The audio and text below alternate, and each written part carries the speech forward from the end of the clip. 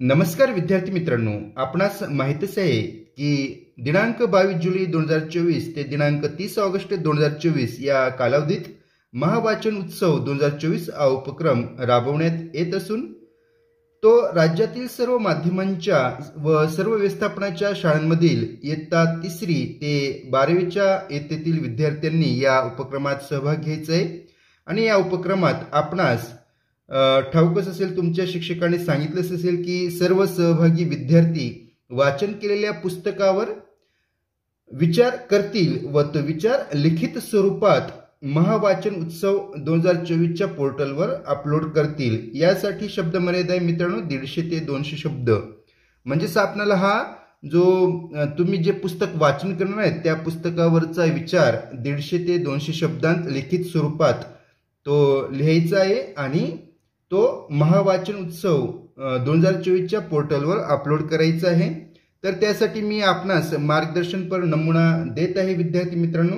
तुम्हाला लिखित स्वरूपात किंवा व्हिडिओच्या किंवा ऑडिओच्या स्वरूपात महावाचन उत्सव 2024 च्या पोर्टलवर। तर आज आपण पाहणार आहोत असंच एक पुस्तक, ज्या पुस्तकाविषयीचा विचार मी लिखित स्वरूपात लिहिलेला आहे तुम्हाला मार्गदर्शन व्हावे यासाठी। तर बघा, मी वाचन केलेल्या पुस्तकाचे नाव आहे जय शिवराय। तर त्याची सुरुवात आपण अशी करू शकतो की सुरुवातीला पहिल्या पेजवर तुम्ही तुमचं नाव लिहा, शाळेचं नाव लिहा, उपक्रमाचे नाव लिहा आणि पुस्तकाचे नाव लिहा आणि त्यापुढील पेजवर या प्रकारे आपणास लिखित स्वरूपात तो मजकूर लिहिता येईल। तर बघा, मी वाचन केलेल्या पुस्तकाचे नाव जय शिवराय, तर त्या अनुषंगाने मी लिहित आहे नमस्कार, माझे नाव, तिथं तुमचं नाव लिहायचं आहे।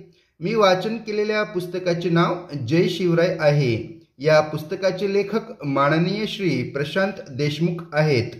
या पुस्तकात त्यांनी शिवचरित्राविषयी माहिती देण्यात दिली आहे। यात आपण छत्रपती शिवाजी महाराजांच्या जीवनचरित्रातून कोणते गुण घेऊ शकतो हे सांगितले आहे। या पुस्तकातून मला खूप काही शिकायला मिळाले।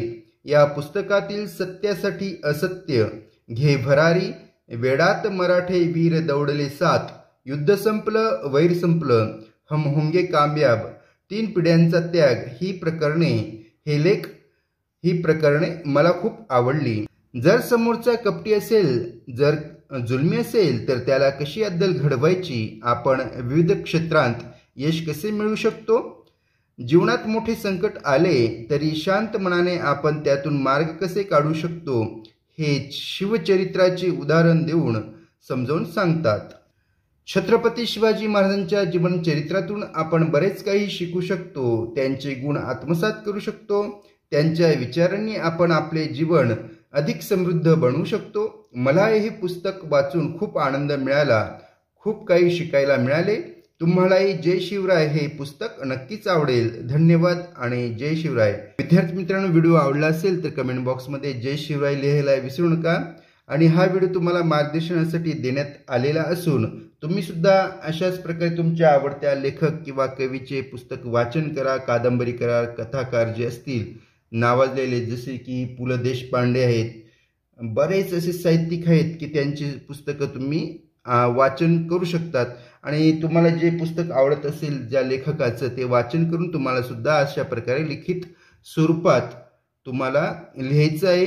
आणि तो अभिप्राय जे लिखित स्वरूपातले जे असेल ते आपण काय करायचं आहे की तो विचार लिखित स्वरूपात महावाचन उत्सव 2024 च्या पोर्टलवर अपलोड करायचा आहे।